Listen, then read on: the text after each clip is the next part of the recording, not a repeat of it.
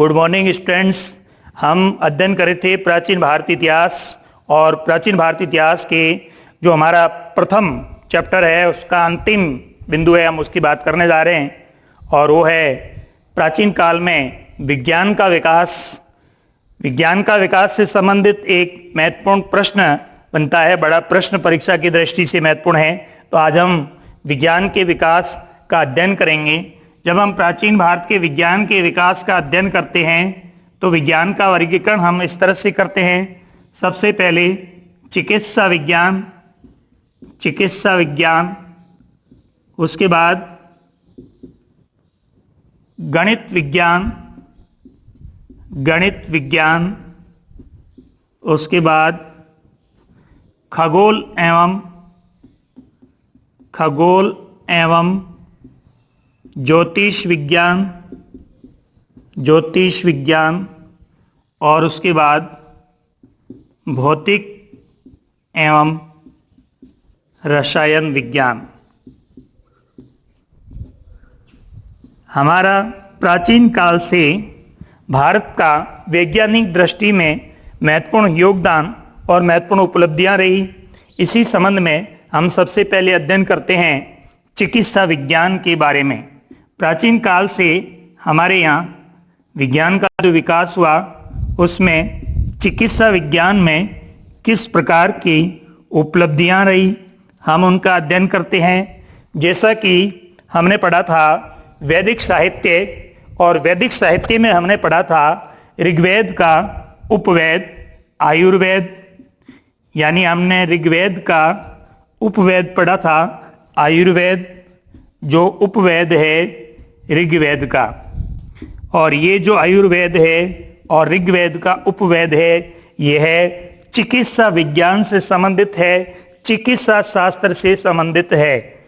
आयुर्वेद में अनेक प्रकार की औषधियों का उल्लेख आया है। यहाँ जब हम देखते हैं तो ये जो चिकित्सा का ज्ञान है ये आयुर्वेद में, ये सबसे पहले जो चिकित्सा का ज्ञान है आयुर्वेद में, ये प्रजापति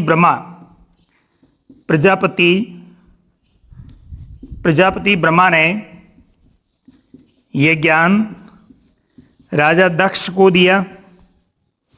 दक्ष ने ये ज्ञान अश्विनी राजकुमारों को दिया, और अश्विनी राजकुमारों ने औषधियों का निर्माण किया। औषधियों का निर्माण किया। यदि हम आयुर्वेद ग्रंथ को देखते हैं तो आयुर्वेद ग्रंथ में मूल बातें क्या बताई गई है उसको हम देखते हैं। आयुर्वेद ग्रंथ में उल्लेखित किया गया है त्रिदोष सिद्धांत, और त्रिदोष सिद्धांत में मुख्य रूप से रोगों के वात, पित्त और कफ, ये 3 दोष माने गए हैं, और इन 3 दोषों की वजह से ही अधिकतर रोग होते हैं। दूसरा है त्रिधातु सिद्धांत। इसमें सत्व, रजस और तम या तमस, ये 3 प्रकार के धातु सिद्धांत है जो हमारे शरीर में अनेक रसायनों का निर्माण करते हैं, और हमारे इस शरीर में अनेक प्रकार की जो बीमारियां हैं ये इन 3 दोषों के कारण उत्पन्न होती हैं, ऐसा आयुर्वेद का विज्ञान कहता है। आयुर्वेद के विज्ञान के बाद विज्ञान के क्षेत्र में महत्वपूर्ण भूमिका रही चरक की, सुश्रुत की, धन्वंतरी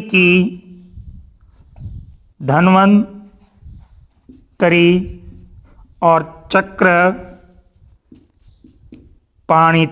चक्रपाणित। इनका महत्वपूर्ण योगदान चिकित्सा विज्ञान के क्षेत्र में रहा। जैसा कि चरक ने बताया चरक ने चरक संहिता के आधार पर, चरक संहिता के आधार पर एक अच्छे भिषज के, जैसा कि ऋग्वेद में उल्लेखित है, भिषज कौन है? भिषज चिकित्सक है, डॉक्टर है, जिसको भिषज कहा गया। एक अच्छे भिषज के 6 गुण होते हैं, यानी एक अच्छे डॉक्टर के 6 गुण होते हैं।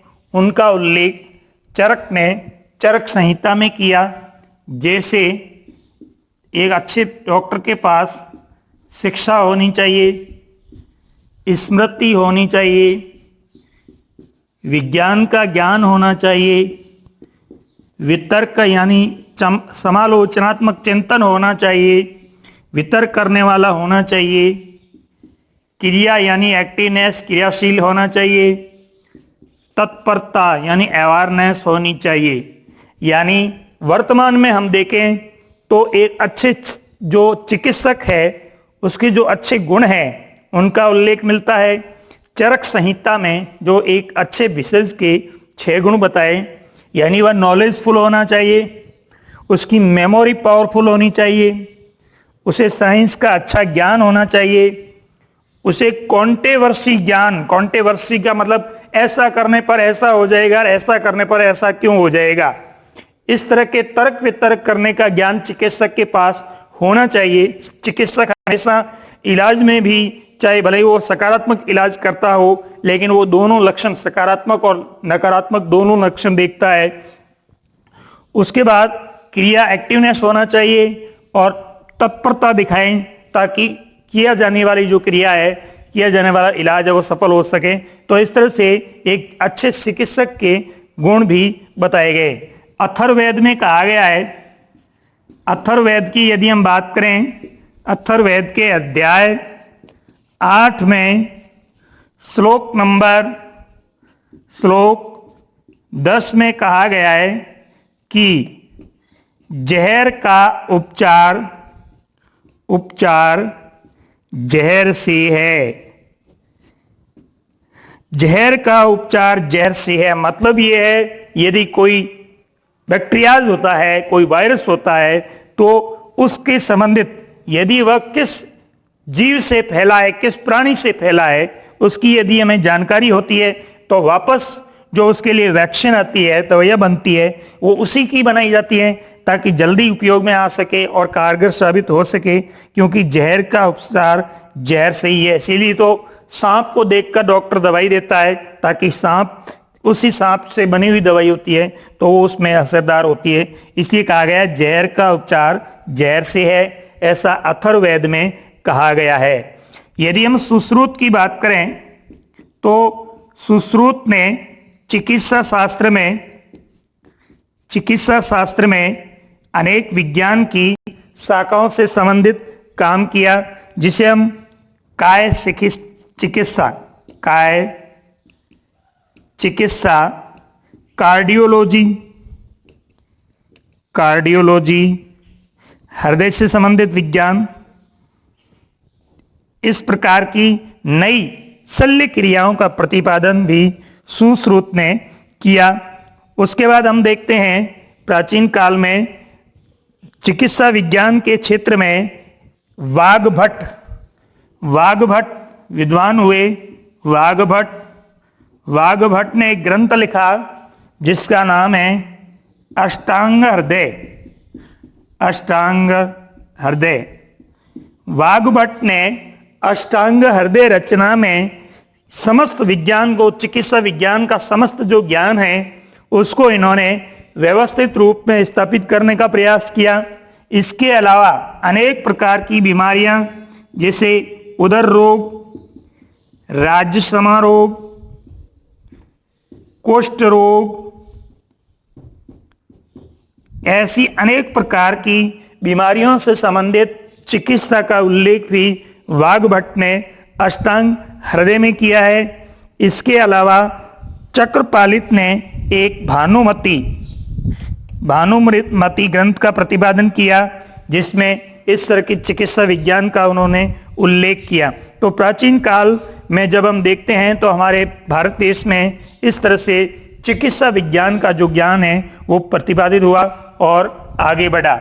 उसके बाद हम बात करते हैं दूसरा जो विज्ञान है प्राचीन काल में, वो है गणित विज्ञान। जब हम गणित विज्ञान का अध्ययन करते हैं प्राचीन काल से, तो हम देखते हैं कि जो यजुर्वेद ग्रंथ है, यजुर्वेद ग्रंथ की जब हम बात करते हैं गणित विज्ञान के क्षेत्र में, यजुर्वेद गणित विज्ञान में हमारा पहला बिंदु रहता है कि प्राचीन वेदों में यजुर्वेद को हम जब देखते हैं तो यजुर्वेद के अंदर घातांक सिद्धांत, घातांक सिद्धांत जिसे हम 10 की घात 12 का सिद्धांत कहते हैं, इसके अलावा यजुर्वेद के अंदर अनेक ग्रहों, तारों की रचना का भी उल्लेख मिलता है। यदि हम गणित के प्राचीन काल के गणित को देखें तो उसमें महत्वपूर्ण जो योगदान दिखाई देता है गणित के क्षेत्र में, वो आर्यभट्ट का है। आर्यभट्ट का खगोल और गणित विज्ञान दोनों के क्षेत्र में योगदान था। 476 ईस्वी में आर्यभट्ट कुसुमपुर पटना में निवास करता था और इसने यहाँ रहते हुए नालंदा विश्वविद्यालय में यहाँ रहते हुए इन्होंने जो ग्रंथ लिखा आर्यभट्टियम ग्रंथ लिखा, और इस आर्यभट्टियम ग्रंथ में आर्यभट्ट ने यह सिद्धांत प्रतिपादित किया, यानी पहले जो हमारे यहाँ शून्य की परंपरा चलती थी, शून्य की परंपरा, आर्यभट्ट ने शून्य की खोज नहीं की, आर्यभट्ट ने शून्य का प्रयोग किया। शून्य पहले से मौजूद था, शून्य का खोज करता अज्ञात है, ये ध्यान रखना। कई लोग कहते हैं कि आर्यभट्ट ने शून्य का आविष्कार किया, गलत बात है। आर्यभट्ट से पहले शून्य था, यानी शून्य की खोज करता अज्ञात है। आर्यभट्ट ने इसका प्रयोग किया और आर्यभट्ट ने इसका प्रयोग करते हुए जो हमारी संख्या 1 से लेकर के 9 तक थी, उसमें जब इसने शून्य का प्रयोग किया तो आर्यभट्ट ने दशमलव प्रणाली का प्रतिपादन किया। ये से ये प्रणाली का प्रतिपादन किया। आर्यभट्ट ने दशमलव प्रणाली का प्रतिपादन किया और दशमलव प्रणाली का प्रतिपादन करने के बाद आर्यभट्ट ने क्या किया, प्राचीन काल में जो बोधायन थे, बोधायन का गणित के क्षेत्र में महत्वपूर्ण योगदान है।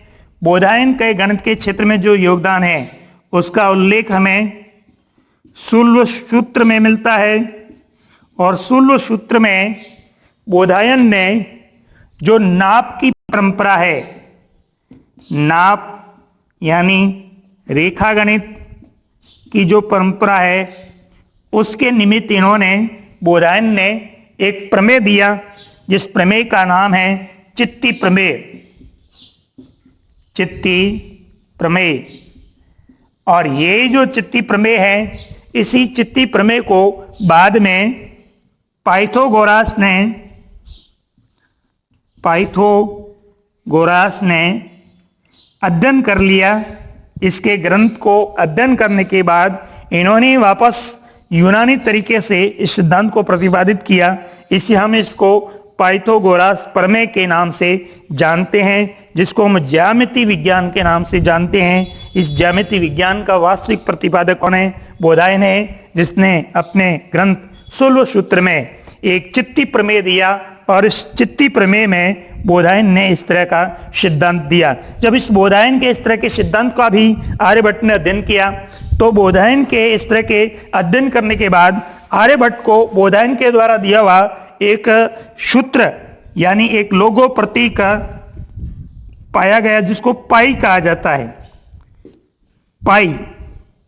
और इस पाई, ये पाई बोधायन का है, और इस बोधायन के पाई का अध्ययन किया आर्यभट्ट ने, और आर्यभट्ट ने अध्ययन करके और इस पाई का पाई के 4 अंकों का मान निकाला। 4 अंकों तक पाई का मान आर्यभट्ट ने बताया 3.1416, ये पाई का मान। तो आर्यभट्ट का गणित के क्षेत्र में महत्वपूर्ण योगदान है कि आर्यभट्ट ने एक तो जो शून्य की परंपरा थी उसका प्रयोग करके दशमलव प्रणाली का प्रतिपादन किया। इसके अलावा आर्यभट्ट ने 4 अंकों तक के जो पाई है उसका मान जो है 3.1416 प्रतिपादित किया। तो गणित के क्षेत्र में आर्यभट्ट का इस तरह से महत्वपूर्ण योगदान है। बोधायन का शुल्ब सूत्र के माध्यम से रेखागणित पाइथागोरस प्रमेय में महत्वपूर्ण योगदान है। इसके अलावा अन्य जैसे गणित के अंदर सबसे महत्वपूर्ण जो ग्रंथ है वो है भास्कराचार्य का। और ये जो भास्कराचार्य का ग्रंथ है, भास्कराचार्य का ग्रंथ जिसका नाम लीलावती है, और लीलावती जो ग्रंथ है वो भास्कराचार्य के ग्रंथ सिद्धांत शिरोमणि का भाग है। सिद्धांत शिरोमणि का भाग है, जिसके अंदर एक भाग बीज गणित का है, एक भाग रेखा गणित का है, और एक भाग इस तरह से सूत्र और घातांक से संबंधित है। तो लीलावती जो ग्रंथ है ये भास्कराचार्य का, ये भी गणित के क्षेत्र में, गणित विज्ञान के क्षेत्र में महत्वपूर्ण योगदान रहा। तो प्राचीन काल में जब हम देखते हैं तो भारत में इस तरह से गणित विज्ञान का भी विकास हुआ। उसके बाद हम आगे बात करते हैं खगोल और ज्योतिष विज्ञान। खगोल विज्ञान और ज्योतिष विज्ञान को हम देखते हैं तो हमारे यहाँ प्राचीन काल में खगोल और ज्योतिष विज्ञान का विकास हुआ। तो हमारा जो अगला बिंदु है, चौथा बिंदु है, तीसरा बिंदु जो है खगोल और ज्योतिष विज्ञान, खगोल एवं ज्योतिष विज्ञान। देखिए, जब हम खगोल और ज्योतिष विज्ञान की बात करते हैं तो यहां पंचांग, नक्षत्र, ग्रह, राशियां, 12 मास, 30 दिन, पाक्षिक और ग्रहण, ये जो सिद्धांत है ये प्राचीन काल से हमारे यहाँ इस खगोल और ज्योतिष विज्ञान से संबंधित रहे हैं। यदि हम खगोल विज्ञान की बात करें तो खगोल विज्ञान में महत्वपूर्ण योगदान माना जाता है आर्यभट्ट का। जैसा कि गणित के क्षेत्र में भी आर्यभट्ट का योगदान है, यहाँ खगोल विज्ञान के क्षेत्र में भी आर्यभट्ट का, ज्योतिष के क्षेत्र में भी और खगोल विज्ञान के क्षेत्र में भी आर्यभट्ट का योगदान रहा। आर्यभट्ट ने अपने ग्रंथ आर्यभट्टीयम सिद्धांत में यहाँ पर इन्होंने एक सिद्धांत दिया। इस सिद्धांत को सूर्य सिद्धांत कहते हैं, सूर्य सिद्धांत के नाम से जाना जाता है। ये जो सूर्य सिद्धांत था ये यूनान का जो रोमन पॉलिश सिद्धांत है, रोमन पॉलिश सिद्धांत उससे ये श्रेष्ठ है। क्योंकि रोमन पॉलिश सिद्धांत में तो क्या बताया गया है, सूर्य ग्रहण चंद्र ग्रहण कैसे हैं वह बताया गया है। यानी और यहाँ पर सूर्य सिद्धांत में आर्यभट्ट ने स्पष्ट कर दिया कि सूर्य स्थिर है और पृथ्वी सूर्य का चक्र लगाती है। तो इस तरह से सूर्य की स्थिरता का सिद्धांत और पृथ्वी का सूर्य के चारों ओर परिभ्रमण का सिद्धांत और अपने अक्ष पर परिक्रमण और परिभ्रमण का सिद्धांत, दोनों सिद्धांतों को स्पष्ट किया आर्यभट्ट ने अपने ग्रंथ आर्यभट्टीयम में। इस सिद्धांत का नाम है सूर्य सिद्धांत, जो यूनान के रोमन पॉलिश सिद्धांत से श्रेष्ठ रहा। इसके बाद आर्यभट्ट के शिष्य थे वराहमिहिर। वराहमिहिर जो उज्जैन में रहते थे, चंद्रगुप्त द्वितीय के दरबारी विद्वान थे, उज्जैन में रहते थे। और वराहमिहिर ने बृहद जातक, लघु जातक और व्रत संहिता जैसे महत्वपूर्ण सिद्धांत ग्रंथ लिखे।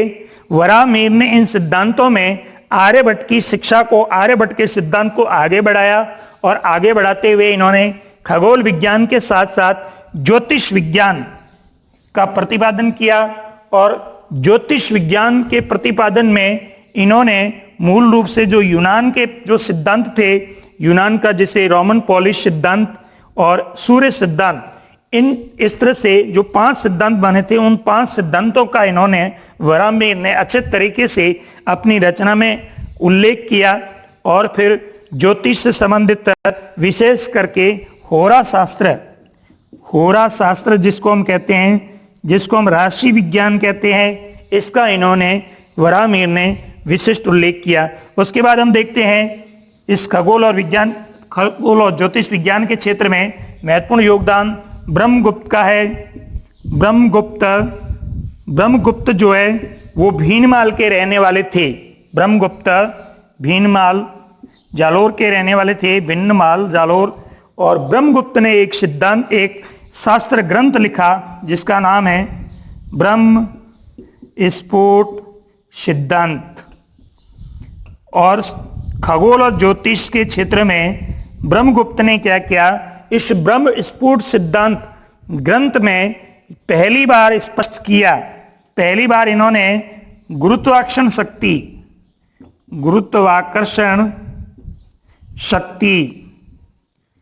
का प्रयोग और गुरुत्वाकर्षण शक्ति का जो महत्व और गुरुत्वाकर्षण शक्ति की जो कार्यशैली है उसका इन्होंने पहली बार ब्रह्मस्फोट सिद्धांत ग्रंथ में उल्लेख किया। फिर क्या किया, न्यूटन ने इसकी नकल की, न्यूटन ने इसकी कॉपी की और इसके अध्ययन के बाद न्यूटन ने फिर इस सिद्धांत को परमानेंट सिद्ध किया। और इस तरह का जो गुरुत्वाकर्षण बल का सिद्धांत है वो ब्रह्मगुप्त ने प्रतिपादित किया। ब्रह्मगुप्त ने पहली बार अपने ग्रंथ में, ब्रह्मस्फोट सिद्धांत ग्रंथ में पहली बार ब्रह्मगुप्त ने शून्य का प्रयोग किया। शून्य का जो प्रयोग है ग्रंथ में, ग्रंथ के तौर पर वो इन्होंने किया। और शून्य का प्रयोग दशमलव पे आर्यभट्ट ने किया। तो इस तरह से शून्य का जो खोज करता है वो अज्ञात है, शून्य पहले से भी था, सिंधु घाटी सभ्यता में भी था। तो इस तरह से शून्य अनंत है। और इस तरह का ब्रह्मगुप्त ने भी खगोल और ज्योतिष विज्ञान के क्षेत्र में महत्वपूर्ण भूमिका निभाई। उसके बाद हम आगे देखते हैं रसायन और भौतिक विज्ञान। विज्ञान के प्राचीन काल के वैज्ञानिक विकास में हम देखते हैं रसायन और ज्योतिष विज्ञान। स्टूडेंट्स ध्यान देना, ये जो विज्ञान का विकास है बहुत बड़ा बिंदु है। अपने पाठ्यक्रम में जितना है मैं उतनी बात कर रहा हूँ, ये याद करना बहुत जरूरी है। आप ये ना समझे कि ये भी ज्यादा है, ये अपने सिर्फ बुक्स में है, मैं उसी की बात कर रहा हूँ, वरना तो इसका दायरा बहुत बड़ा है। उसके बाद हम देखते हैं आगे है भौतिक और रसायन विज्ञान। भौतिक और रसायन विज्ञान।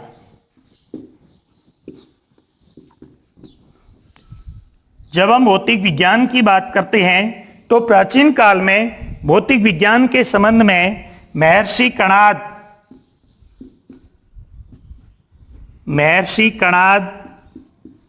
की महत्वपूर्ण भूमिका रही है, महर्षि कणाद की। और महर्षि कणाद ने सबसे पहले अणु सिद्धांत दिया। अणु सिद्धांत के आधार पर इन्होंने पदार्थ विज्ञान का प्रतिपादन किया।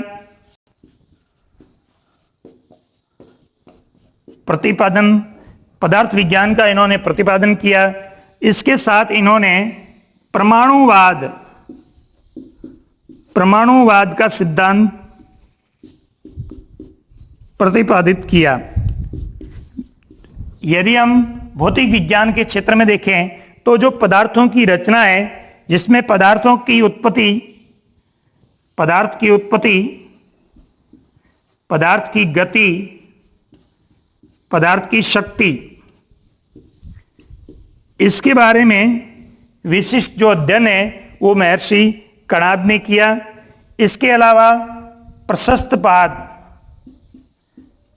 पाद जो विद्वान हुए, इन्होंने पदार्थ धर्म संग्रह एक ग्रंथ का प्रतिपादन किया। तो इस तरह से जो भौतिक विज्ञान है, इसके क्षेत्र में अनेक प्रकार के जो रसायन हैं, अनेक प्रकार के रसायनों का, रसायन शास्त्र में अनेक प्रकार के रसायनों का निर्माण, जिसके अंदर विशेष करके आयुर्विज्ञान के क्षेत्र में, आयुर्विज्ञान जो औषधि शास्त्र है, औषधि शास्त्र में धन्वंतरी का नाम आता है, और अनेक जड़ी बूटियों से